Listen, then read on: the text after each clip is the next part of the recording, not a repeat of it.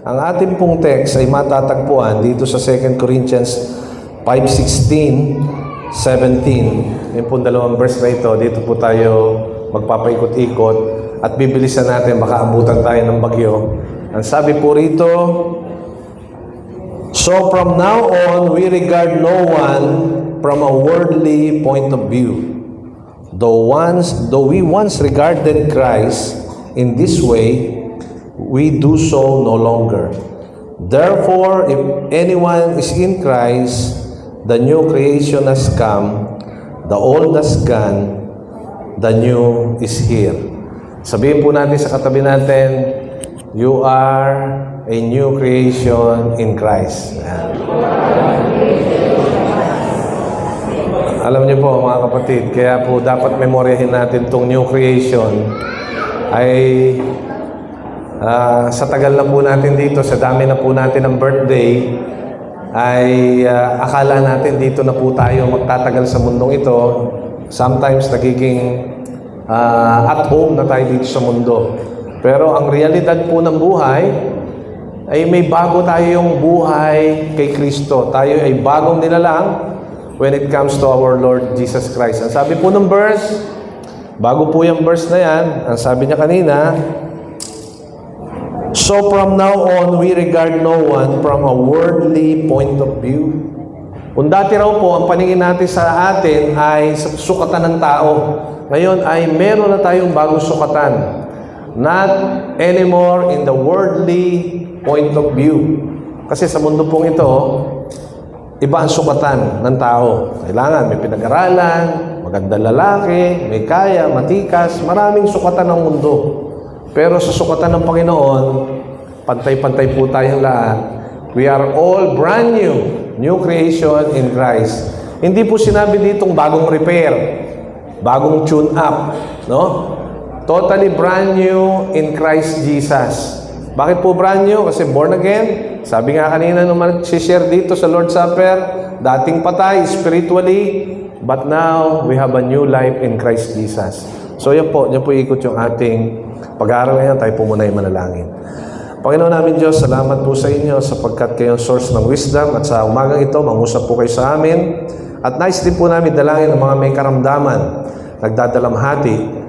At alam namin kaya niyo pong ibsan ito anumang aming karamdaman. At maging itong papalapit na bagyo ay dinadalangin din po namin ito sa inyo upang inyong mga anak ay hindi po maapektuhan ito at kaya niyo po itong iiwas ang aming mga bahay, aming mga properties sa impact ng bagyo sapagkat you are a loving God and you have a purpose in everything why you allow it to happen. In Jesus' name, Amen and Amen.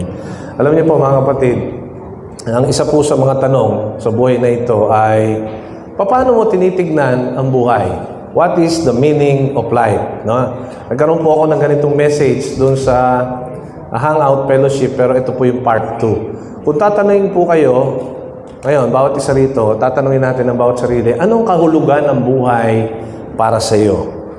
At para sa iba, ang kahulugan ng buhay ay mapagtapos yung mga anak ng college. Yan, ano? Mapatapos ko na yung mga anak ko, masaya na ako. Yan ang buhay para sa akin.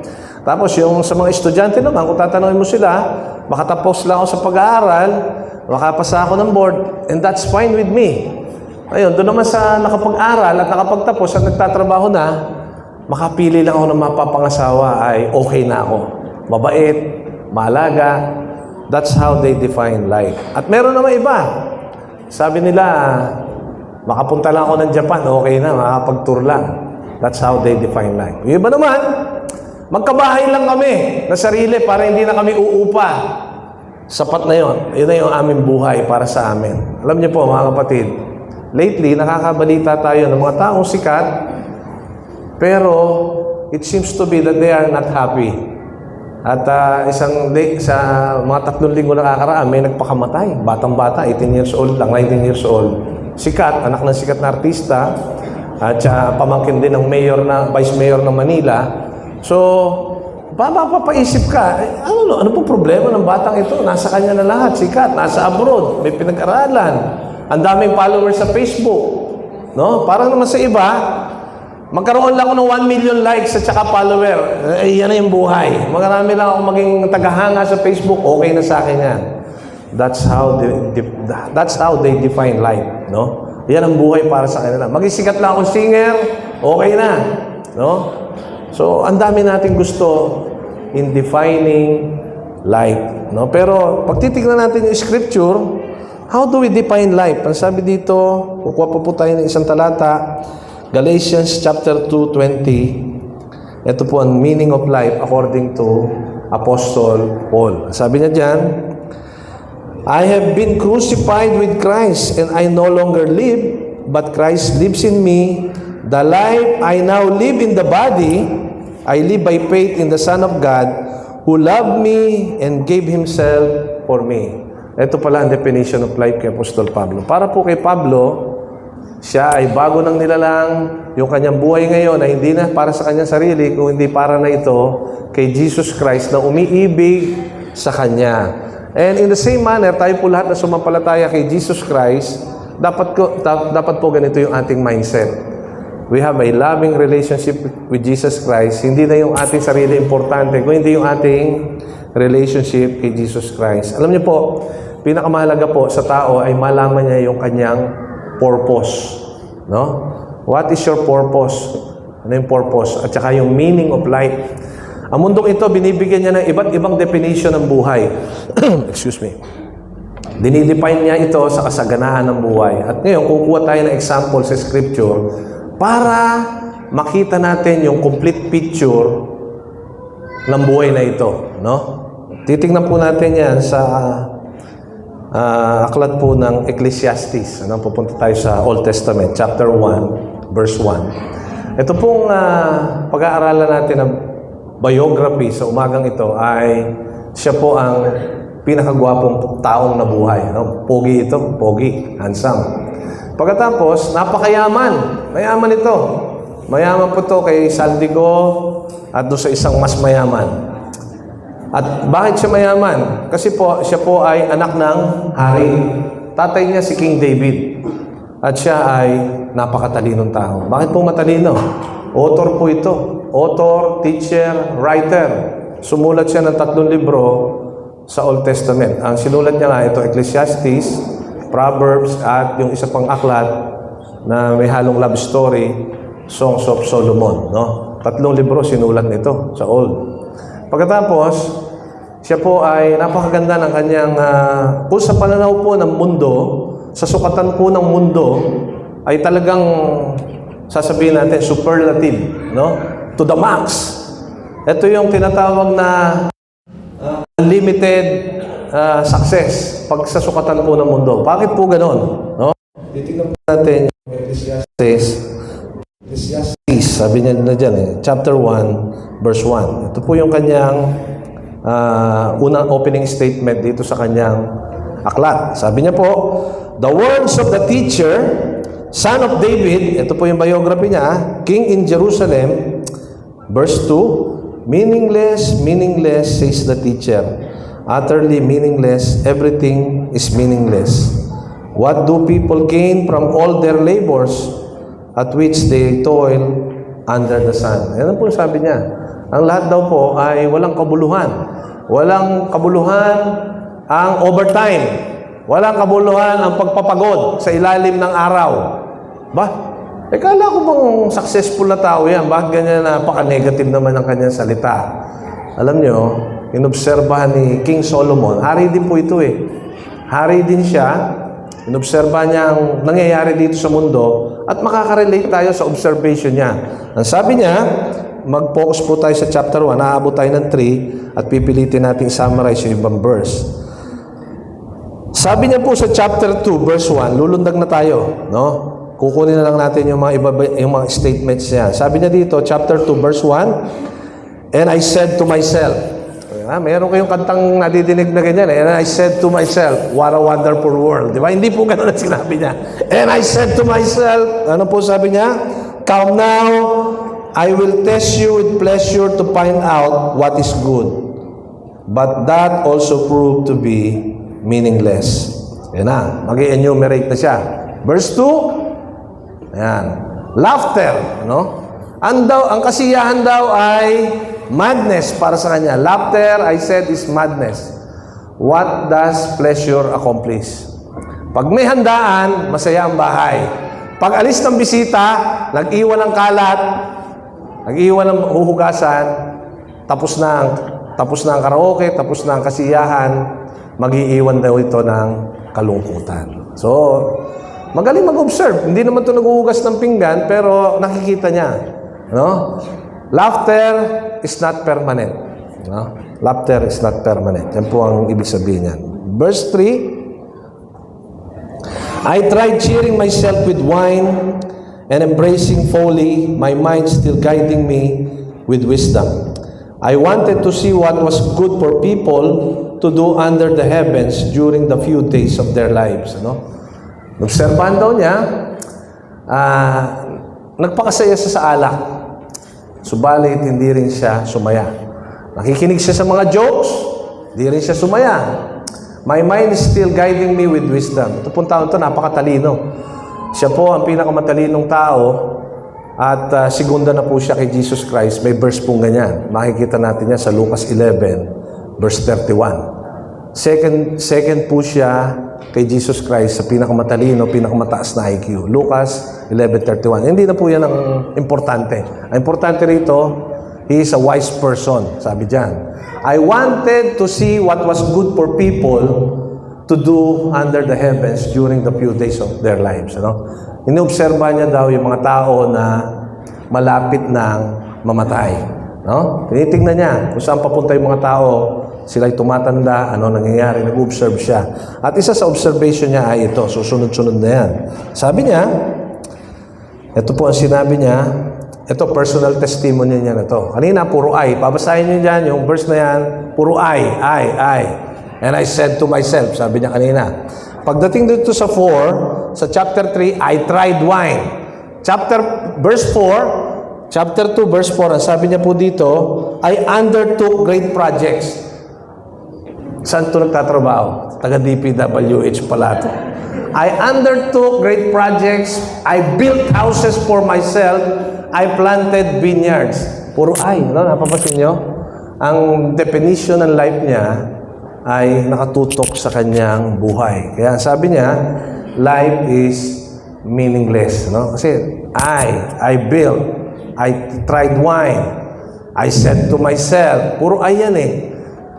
And I'm frustrated. Yun po yung flow ng istorya. Sabi niya dyan, tatayo daw po siya ng mga project at marunong din siyang mag-garden. Gumagawa din po ito ng landscape, vineyards. At pagkatapos, sumaya ba siya? Dito po, ang kasunod po niya ay ito po yung mga sinabi niya. I undertook projects, built houses for myself, and I planted vineyards, and 5, I made gardens, parks, planted all kinds of fruit trees. Sino mahilig sa mga prutas?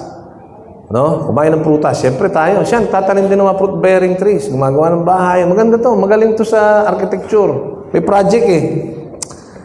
Sumaya ba siya? Of course, hindi. I made reservoirs of water, groves of flourishing trees. Meron pa itong, gumagawa pa siyang tangke ng tubig. Siyempre, pagka nagtatanim ka, gagawa ka ng tangke ng tubig para hindi matutuyo yung halaman. Ito, verse 7, dito patindi na ng patindi yung kanyang pleasures in life, no? Marami din po siyang assistants. Sabi niya diyan, I bought male and female slaves and had other slaves who were born in my house. Yung kanyang mga trabahante sa kanyang tahanan, doon na lumaki. Yung iba doon na pinanganak. At sometimes buong pamilya yung kanyang empleyado. So hindi ito nagtatrabaho basta-basta, nag-uutos lang ito. At pagkatapos nito, I also own more herds and flocks than anyone in Jerusalem before me. Siya pinakamayaman po talaga. Pinakamaraming alagang hayop. At pagkatapos po nito, mga kapatid, ano po ang kanyang napansin? Verse 8, sabi diyan, I amassed silver and gold for myself and treasures of kings and princesses and provinces. I acquired male and female singers and a harem as well as the delights of a man's heart. Ano yan? Ayan. So, may entertainment. No?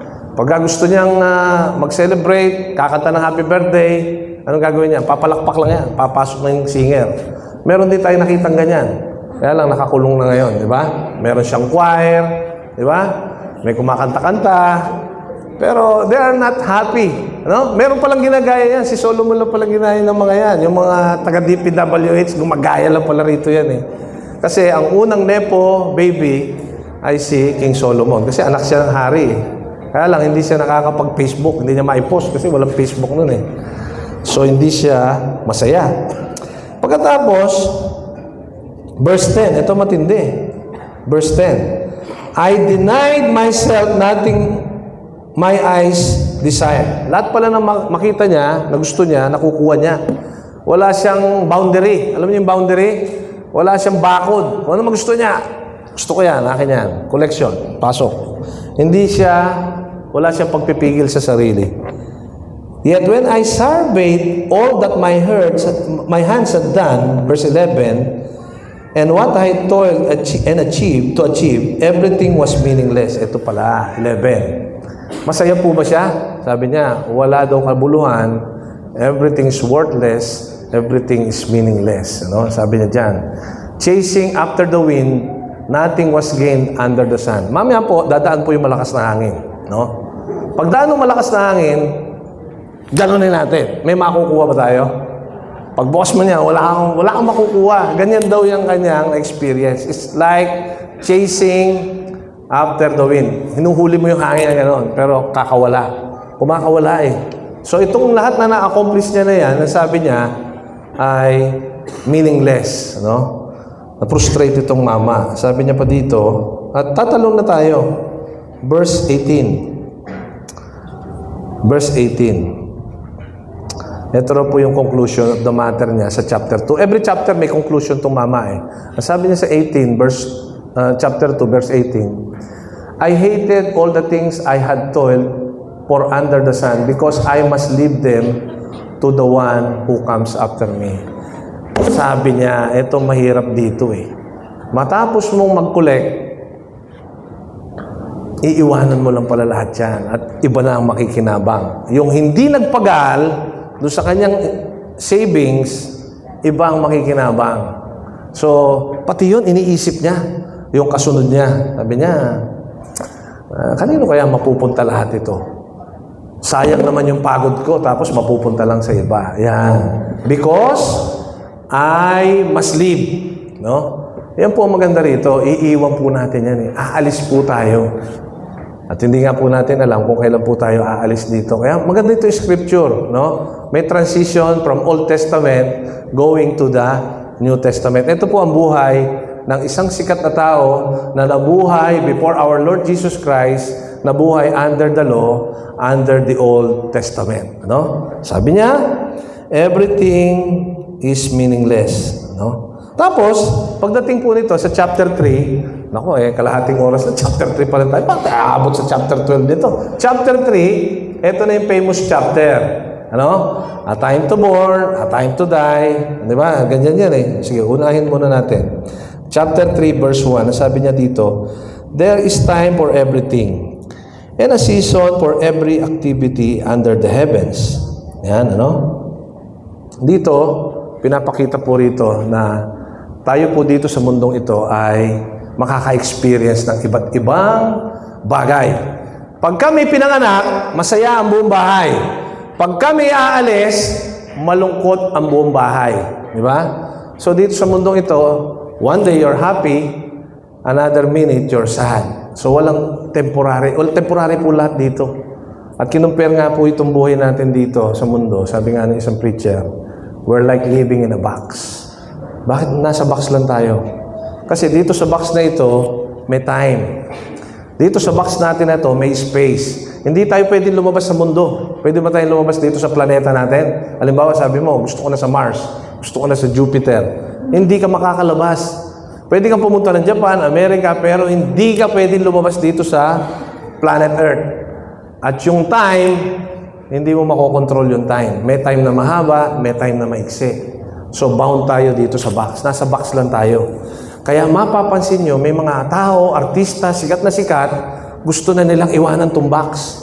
Bakit? Ang feeling nila dito sa box na ito, sila nasasakal. Kung makikilala nyo, isa pong sikat na kusunero. Ang pangalan niya, Anthony Bourdain. No, yung sa TLC. Siya po yung nagre-rate ng mga restaurant. Pagka hindi masarap yung pagkain, iiling lang siya. Sasabihin niya, not good. Hindi niya binobola yung mga may-ari ng restaurant. Anthony Bourdain. Napakasikat na cook, napakasikat na may-ari ng hotel sa New York. Pagkatapos, sa kanyang kasikatan, nagbigti, nagpakamatay. So, anong masasabi natin yan? It only proves na life is meaningless without Jesus Christ.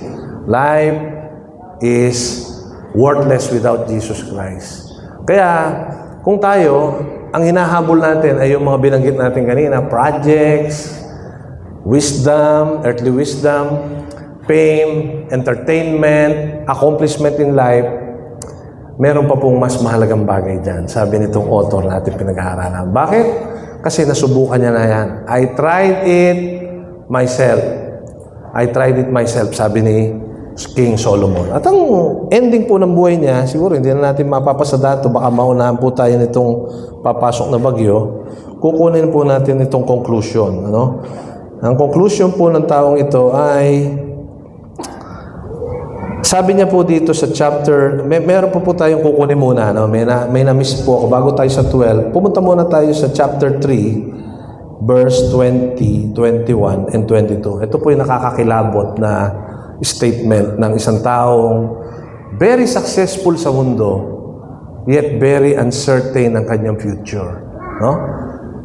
Ecclesiastes chapter 3, verse 20, 21, and 22. Ano po sabi niya rito?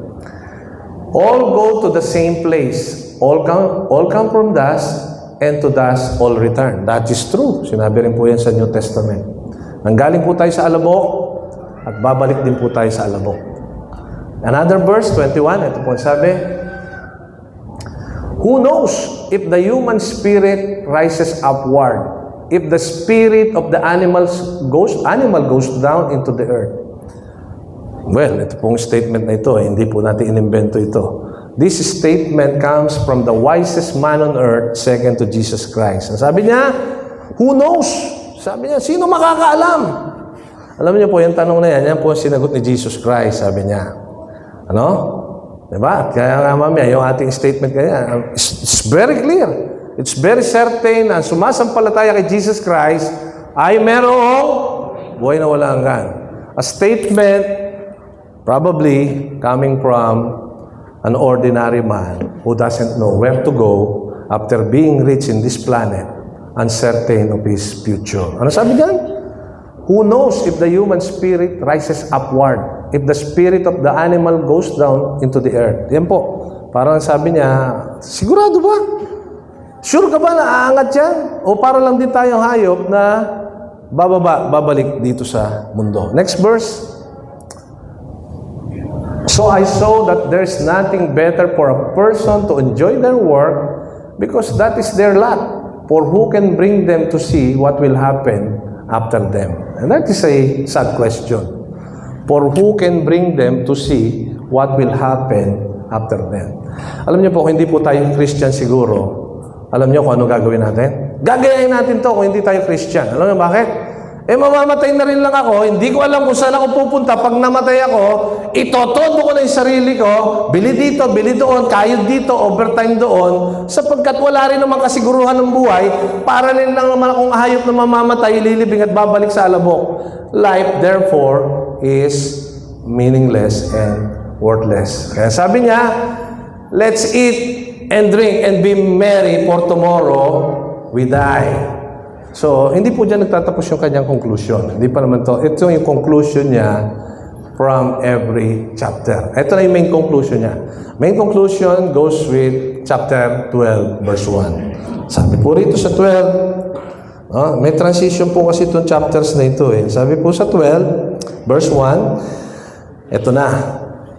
Remember your Creator in the days of your youth, before the days of trouble come and the years approach, when you will say, I find no pleasure in them. So, ang paalala niya sa mga kabataan, maaga pa, alalahanin niyo na ang inyong malilika, Creator. Hindi niya pwedeng sabihin si Jesus Christ Bakit?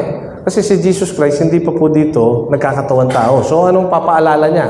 God the Father. Remember the God the Father in the days of thy youth. Pero kung sa atin, sa generation natin, remember Christ in the days of thy youth. No?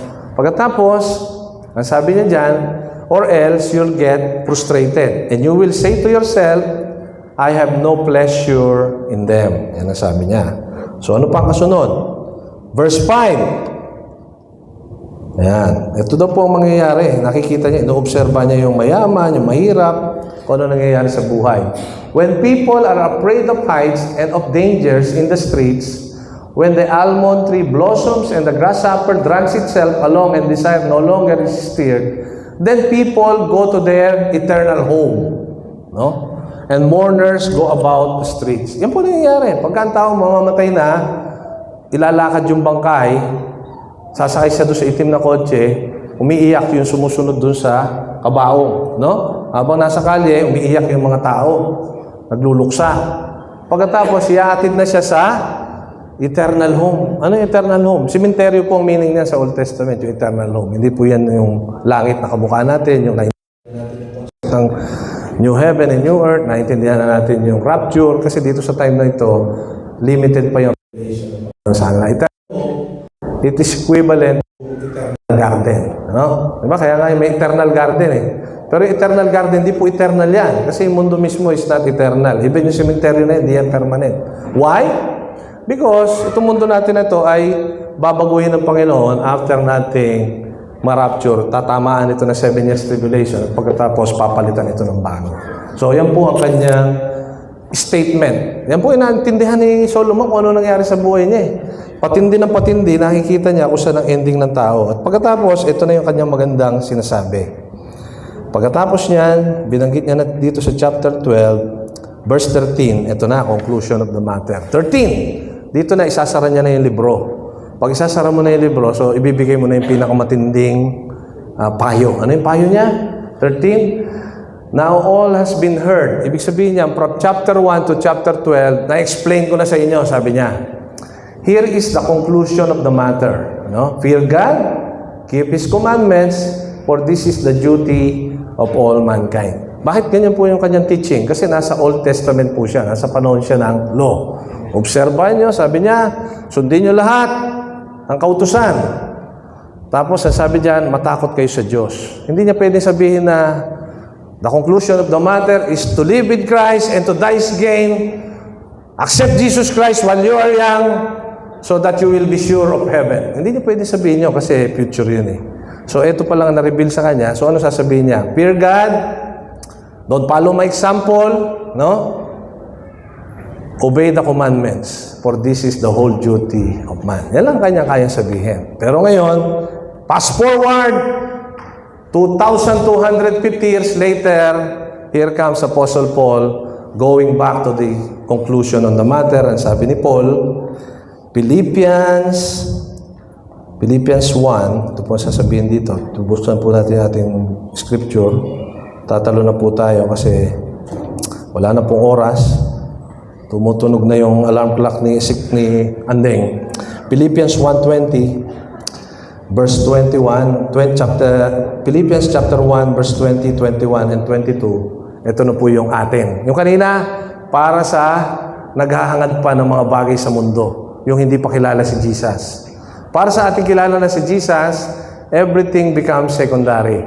Importante yan. Importante umalago yung buhay natin dito. Importante nag-i-enjoy din dito. Pero lahat yan ay nakapailalim na sa ating Panginoon Jesus. Sabi niya dito, 1:20, I eagerly expect and hope that I will in no way be ashamed, but will have sufficient courage, so that now, as always, Christ will be exalted in my body, whether by life or by death. No? Napakaganda. Yan na po ang ating meaning of life. Pagkatatanay po tayo ngayon, kapatid, what is the meaning of life for you?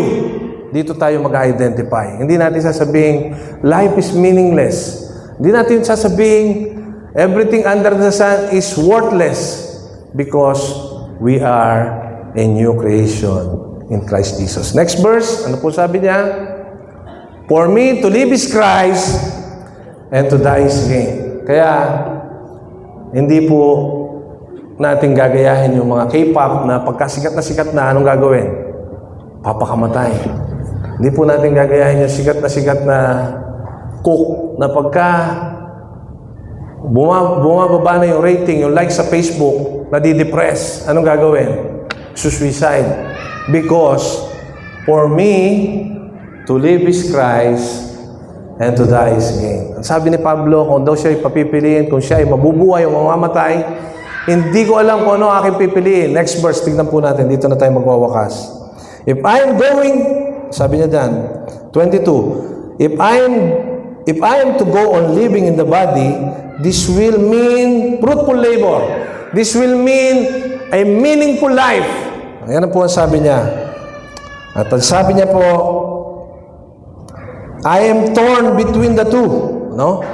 Sabi niya, kung papipiliin daw siya, kung siya mamamatay o mabubuhay, I am torn between the two. Di ba? Lagi sinasabi niya, I am torn between the two. Kaya lang yung sa libutan na to, between two lovers, di ba? Nahahati daw yung kanyang puso. Pero ito si Pablo, nahahati ang kanyang puso whether to live or to die. Sabi niya, hindi ko alam kung ako yung mabubuhay, hindi ko alam kung ano pipiliin ko, ako yung mamamatay. Parehas lamang yung meaningful para sa akin. Torn between two good things para sa kanya. Death is not a misery. Death is not the end of life, because death is the beginning of eternal life for us Christian. Kaya kung alimbawa, mundong ito, ang tingin mo dito na lang ang buhay natin sa mundong ito. Kung ang pananaw natin ay itong mundong ito na ang final, talagang gagayahin natin si Solomon. Todo na natin dito. Kasi wala tayong pagbabawian eh. Pero kung iniisip mo, ang buhay na ito, ang mga tao dito ay mamamatay papunta sa libingan at papunta tayo sa buhay, ay anong itotodo natin? Totodo natin ating buhay kanino? Kay Jesus Christ, hindi sa mundong ito. Ano sabi niya? If I am torn between the two, verse 23, I desire to depart and be with Christ, which is better by far. Pero sabi niya, but it is more necessary for you that I remain in the body. Kung ako'y aalis, sabi ni Pablo, mas okay yan, kasi tapos na aking paghihirap. Pero alang-alang sa inyo, para masisyaran ko pa kayo ng gospel, makakapag-minister pa sa inyo, sabi ni Pablo, I must remain. It is necessary to remain with you, sabi niya dyan.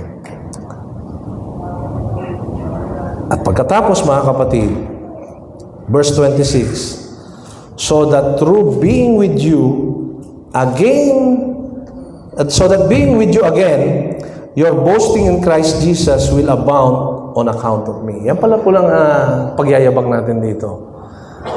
Pagka pala tayo, binigyan tayo ng extra life dito, gagamitin natin to para ipagyabang si Jesus Christ. I am a product of our Lord Jesus Christ. I am a new creation in Christ. Christ is my living hope. For me to live is Christ, and to die is gain. Sana po ang ating pananaw sa buhay na ito is not the same with Solomon. Ang tingin natin sa buhay na ito, parang dito na magtatapos. Life in this planet does not end in this planet. Kasi lahat ng tao dito mamamatay, lahat ng tao dito pupunta sa isang hantungan, yun nga yung sementeryo. Pero tayong Christian, hindi po tayo nagtatapos dito. Saan po ang ending natin? Ang ending po natin ay sa langit. At doon, wala pong ending. Kaya yung word na ending, hindi po dapat gagawin sa atin yan eh. New beginning. Our new life in Christ Jesus. Praise the Lord po sa umagang ito.